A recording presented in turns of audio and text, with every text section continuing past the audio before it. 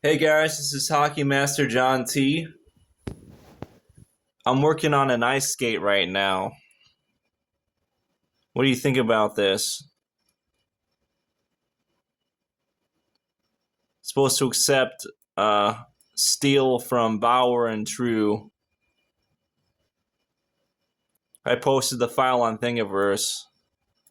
I haven't printed it, so I don't know if the dimensions are totally accurate, but so far that's what I got. Here's the boot insert. Um, the uh, the liner. So so it doesn't hurt your foot. It might be heat moldable. We'll see.